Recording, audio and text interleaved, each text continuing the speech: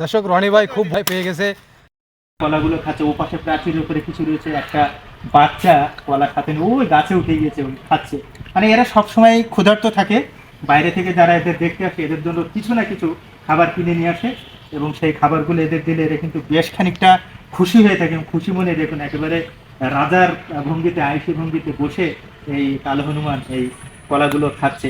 এই ভিডিওটা আমরা আপনাদেরকে দেখাচ্ছি আমাদের স্ক্রিনে। নিশ্চয়ই আপনারা এই চর্চার ঐতিহ্য কালো হনুমানের ভিডিও আপনারা উপভোগ করেছেন।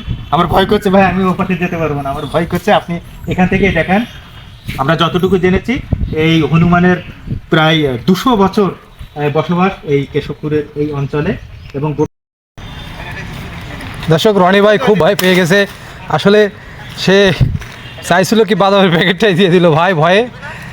তারা বাদামের প্যাকেটটা নিয়ে এখন দেখেন গাছে উঠে যাচ্ছে, একা পেয়েছে। কতটা স্বার্থপর মানুষের মতো তারাও দেখেন, সবাই তার পিছে পিছে যাচ্ছে। আমি আরে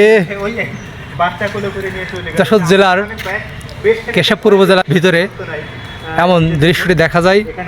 দেখেন আমি ভয়ে কিন্তু আমার দিকে ছুটে আসছিল, আমি সেই বাদামগুলো ওদের দিকে চেলে দিয়ে দিয়েছি। আসলে আমার কিছু করবে না, আমি একেবারে এই পরিবেশে অভ্যস্ত নয়, একেবারেই নতুন।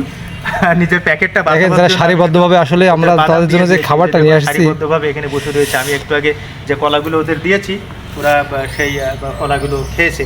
প্যাকেটে কিচ্ছু নেই, এবার কি দেবো, কিচ্ছু নেই প্যাকেটে। আজকে দর্শক আসলে ভয় পেতে তারা কাছে আসছে খাওয়ার জন্য।